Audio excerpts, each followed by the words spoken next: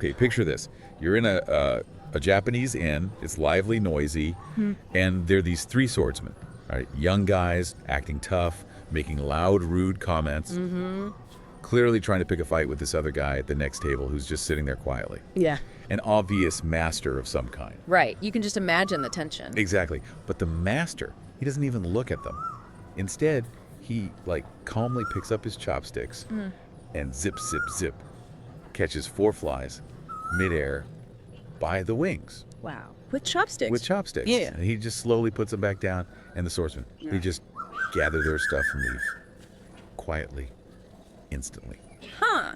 So the big question is, what happened there? Why did they just up and leave? What did catching flies, of all things, tell them about this guy's fighting ability? Yeah, that's a great starting point. Well, today on the deep dive, that's exactly what we're getting into. We're going way beyond just, kicks and punches. We're exploring the deep philosophy of mastery, using insights from Bruce Lee, actually, to figure out what real mastery means. Especially maybe for you listening, if you're looking for that kind of inner guidance, like an internal technique guide for self-mastery, but maybe you don't have a formal teacher. And that story, it really sets the stage perfectly. It highlights this fundamental difference, doesn't it? Between how maybe a typical Western view sees skill versus how some Eastern philosophies look at mastery. So? It's not just about what you can do, the specific techniques. It's much, much deeper. It's about how you are, your state of being in every single moment. That's what permeates everything.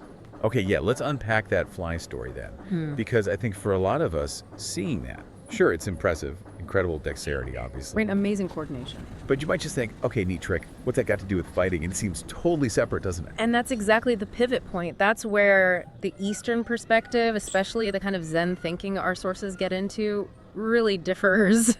See, someone who achieves that level of complete mastery in any art could be sword fighting, tea ceremony, or, catching flies with chopsticks. They're not just showing off a skill. Okay. They're revealing something profound about their inner state, their presence of mind in every action, as the source puts it.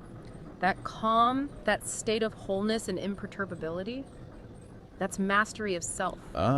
Okay. So the swordsman If you saw point that. your Exactly. toes outwards, They you'll work recognize more that of your this inner guy, calves. capable of If such you point your precise, toes calm, inwards, efficient you'll work action more and of your something outer totally calves. If you point unrelated your to toes fighting, forward, you'll work had the an inner and internal outer control, calves a evenly. mental fluidity that made a physical fight pointless. He'd already won, in a sense. And that really brings up a big question for us, right? Whether you're into martial arts or just dealing with everyday stuff, what does that kind of self-mastery actually mean for how you handle challenges?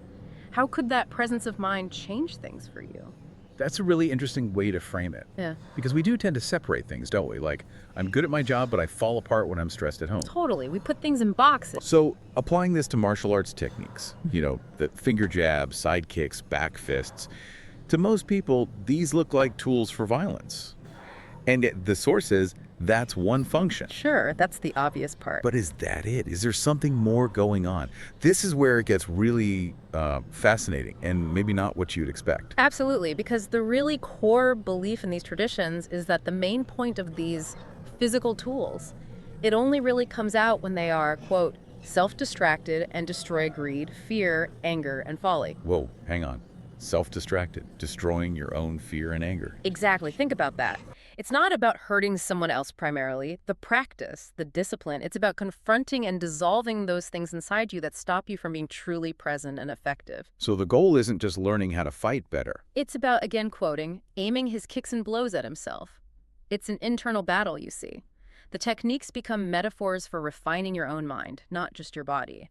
The real opponent is inside. That completely flips the script. So after years and years of training, a martial artist isn't just aiming to be a better fighter. Not just physically, no. They're hoping to reach that vital loosening and equability of all powers. Okay, equability of all powers.